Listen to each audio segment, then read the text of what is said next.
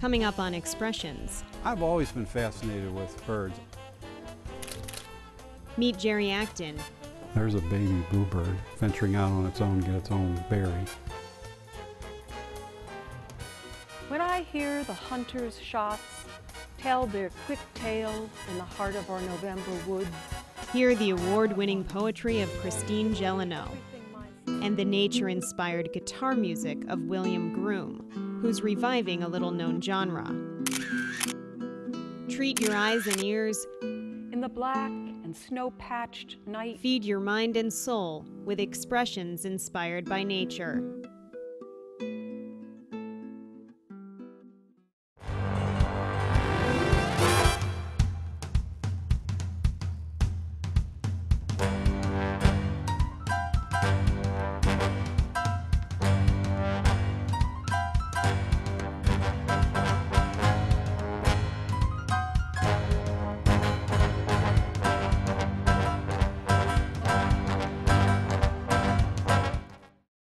Look deep into nature and then you will understand everything better. That's according to Albert Einstein. Welcome to Expressions. I'm Jen Mattoni.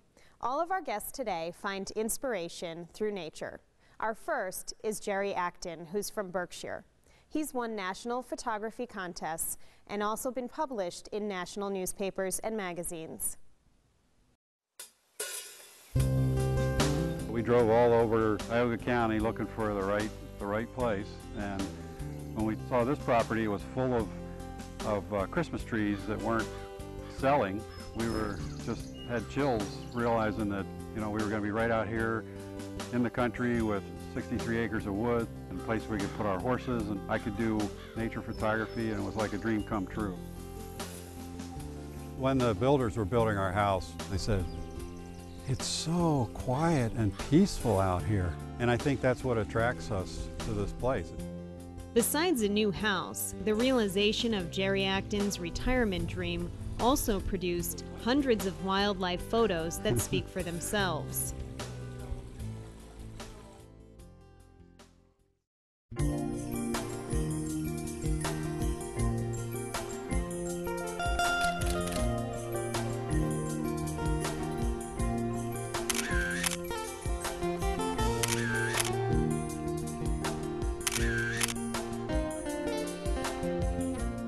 They're just so beautiful, such majestic animals.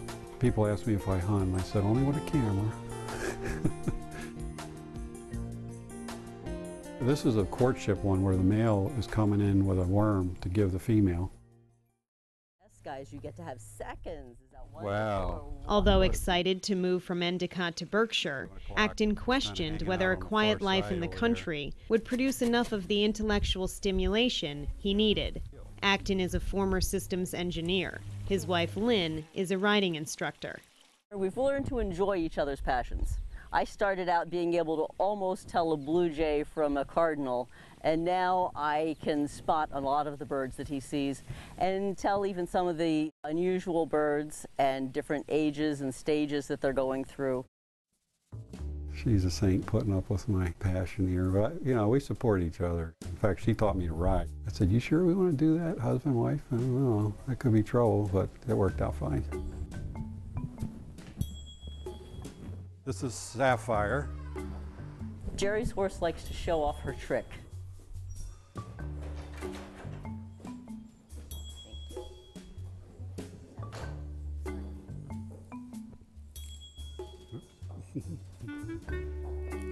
You know what to do? Let's go. Oh, good girl, Sapphire. Thank you. Thank you. Good. You're a good girl. All right. Nice fetch. Yeah.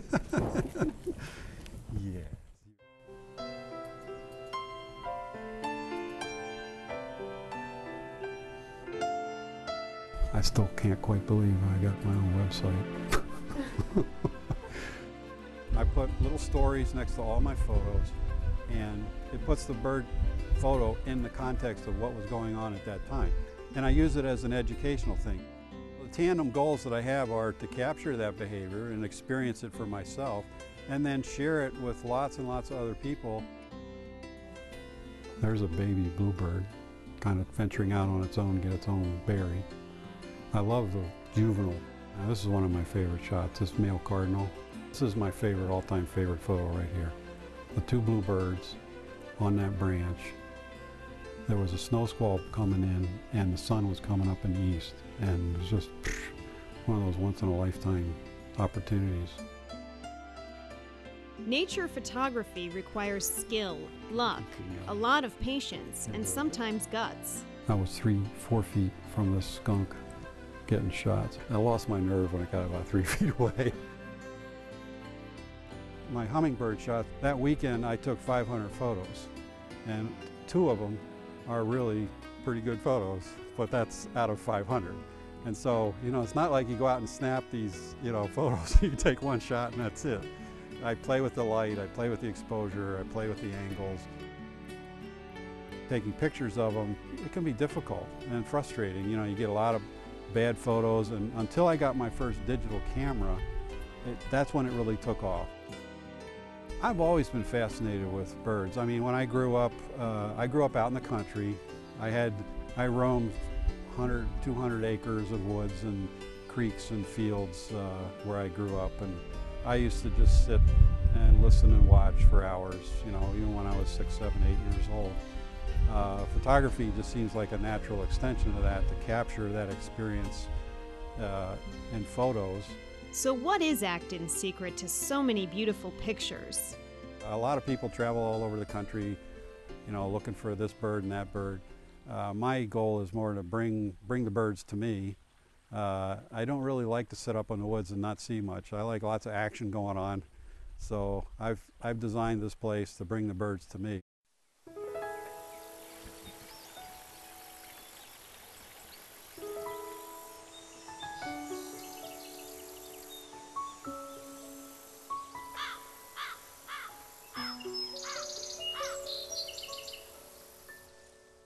"95% of the photos on my website are taken right in the yard, and people are amazed at that.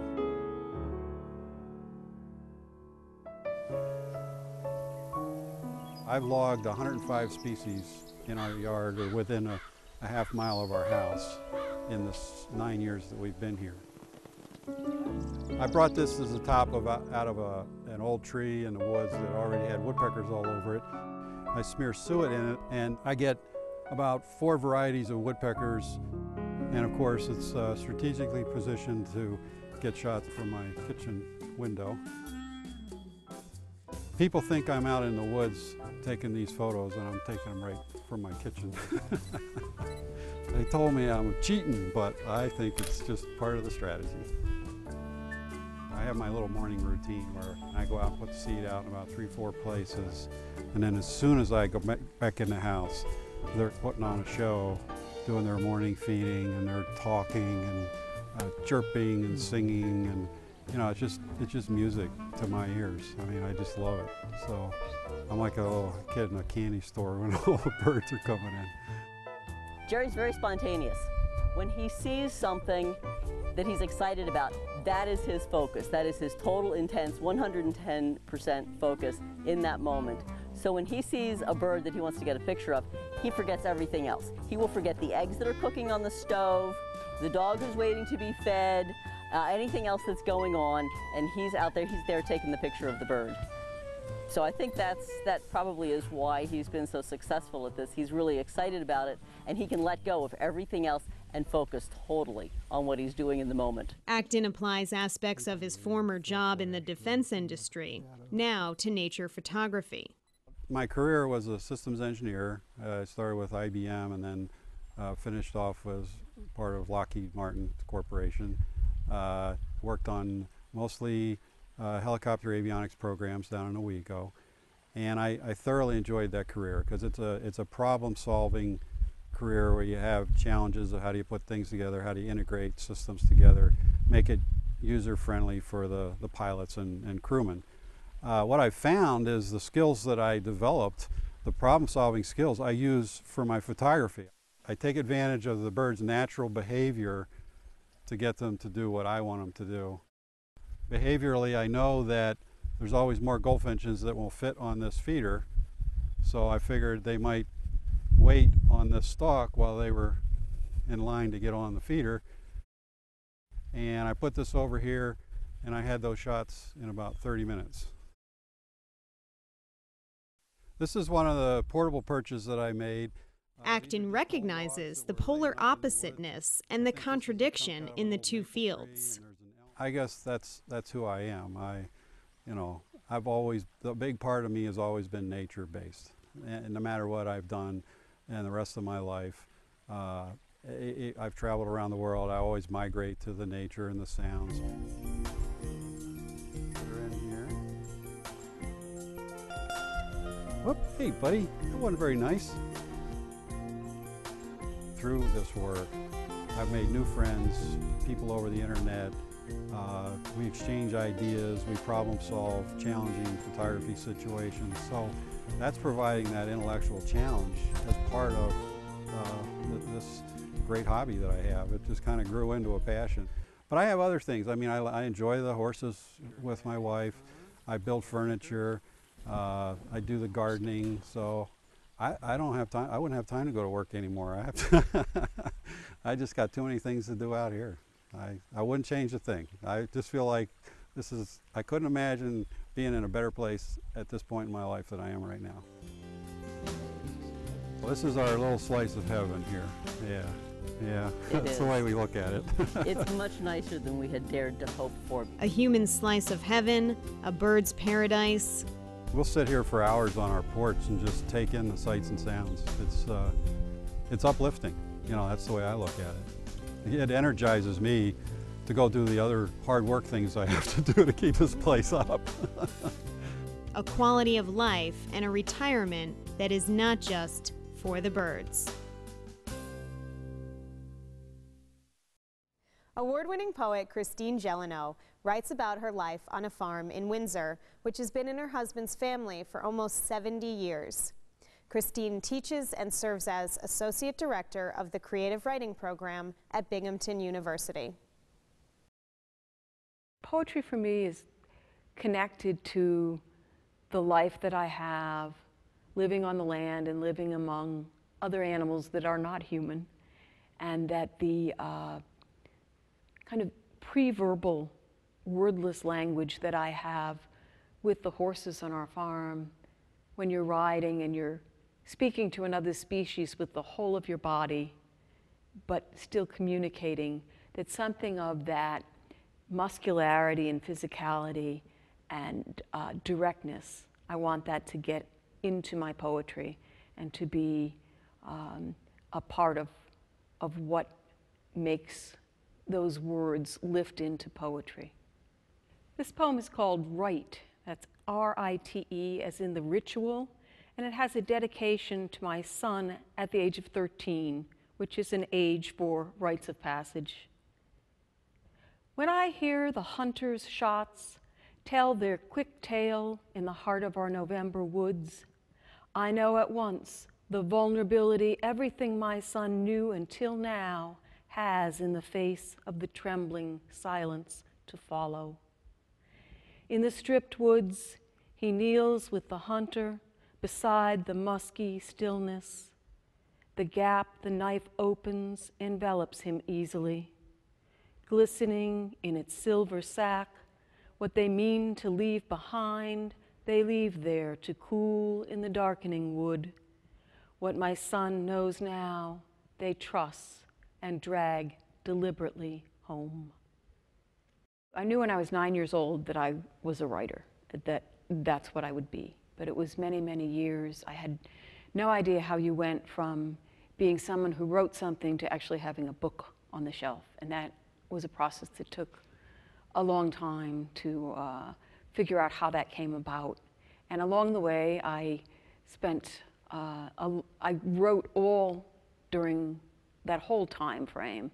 But I also lived on a farm and raised children and raised horses in a big garden. And that was all good for the poetry. But it wasn't until I returned to graduate school at age 39 to get my master's degree and my doctorate degree and started having connections with more writers and learning what the whole process was about how to go about getting published, that I started entering more of a literary world and shaping my work in that way. This poem is called Thanksgiving.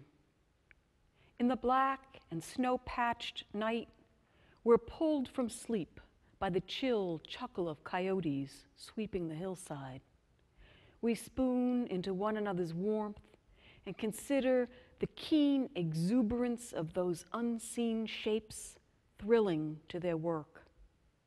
In the morning's aftermath, we tangle, tender, hearts pulsing against one another, breath of small wind in one another's ear, flicker of fingers to soothe away for now the night, its livid song.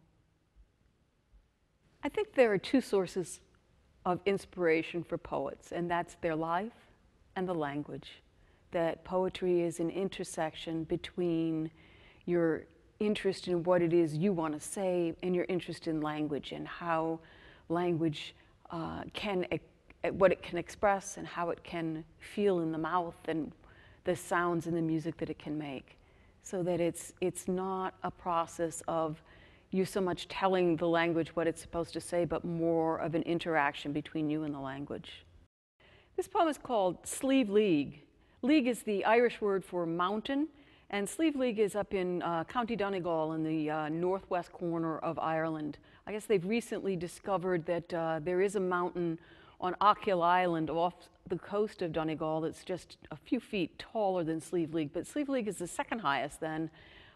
Sea cliff in Europe. It's a 2,000-foot straight drop from where you're standing to the Atlantic. And because it's not the United States, it's Ireland, you can walk right up to that edge if you want to. So this poem is Slieve League. Cliffs draw us as margins must. That limitless curiosity limits excite. It's exactly the 600 meters of granite verticality that insinuates closer, let me show you. Our thirst for clarity runs that deep.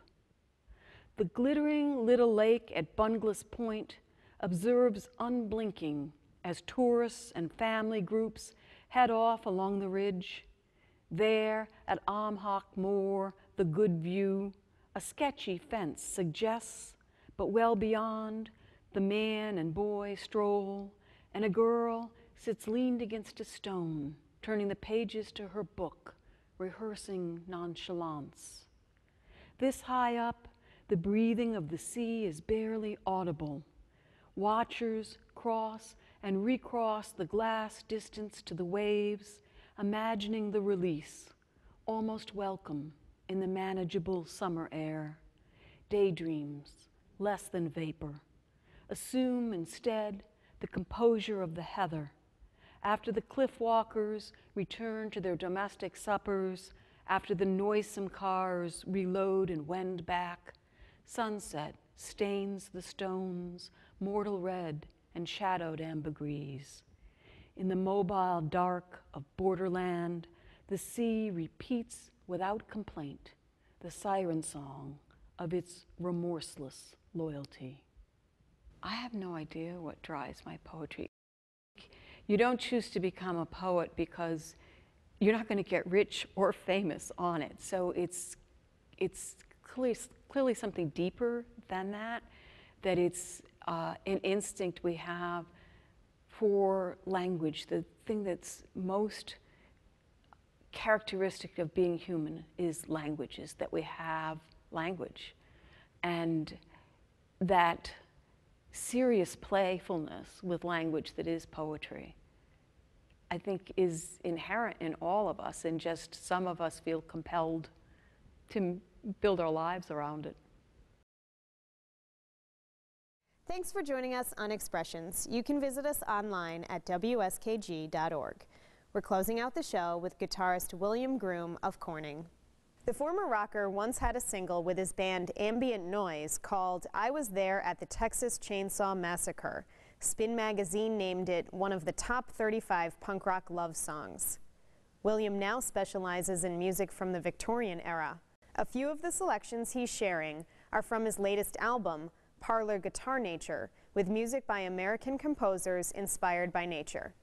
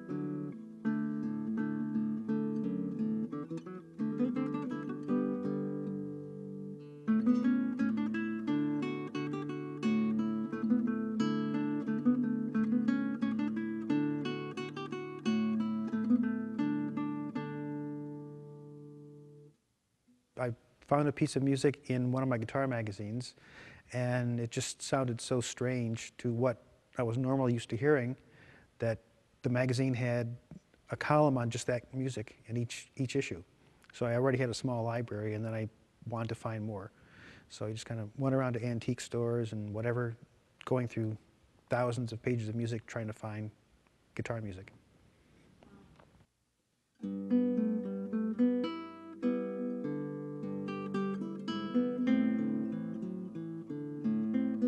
It's from the Victorian era. It could go as early as 1850s, 1840s, up through about 1920, even though you wouldn't think the style would carry over. Some of the pieces from 1920 and 21 sound as if they could have been written in the 1870s. So there were still people writing and playing in that style until it slowly faded away as jazz became more popular and recordings started becoming more popular. People stopped playing so much music at home, which is what this music originally was for.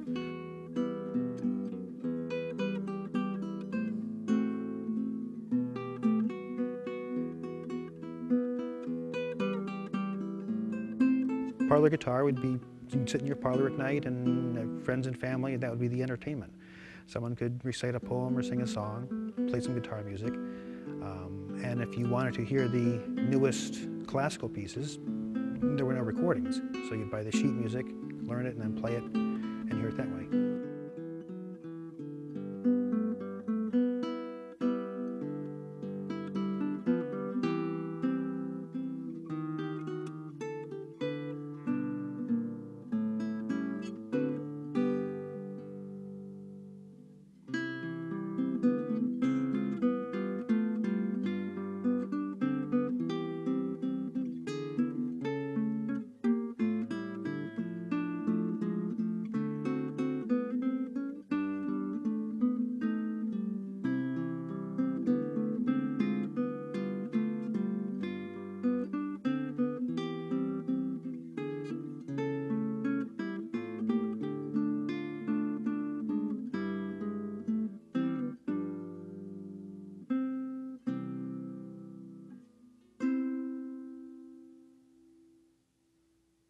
Playing since I was mid-20s, playing in rock bands for about 14 years, and then just stopped playing for a couple of years, and then decided to concentrate on classical guitar. And then this music I found about 6 or 7 years ago, and then it just kind of drew me in, and I started exploring more and trying to find more music of it. And then I heard someone else play the music on an instrument from the time. And then you can kind of hear how it sounds played on instrument built in the time period. So mine is from 1900. So it kind of gives you some of that sound of what the music might have been like.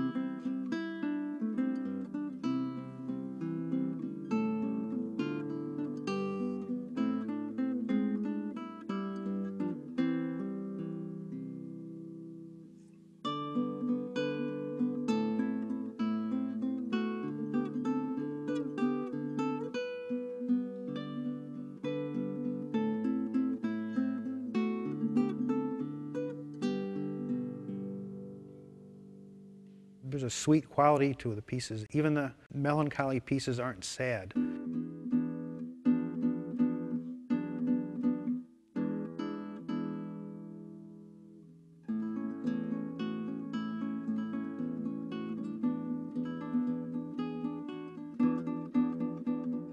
There's a charm and a grace to it, which I really like.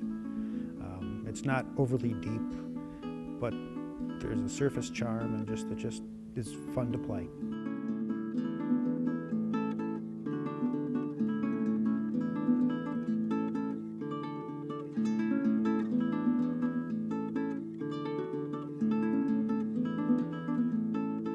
It's pretty much an undiscovered, unnoticed segment of American music. So I'm trying to do both, public performance and continue recording music from this era.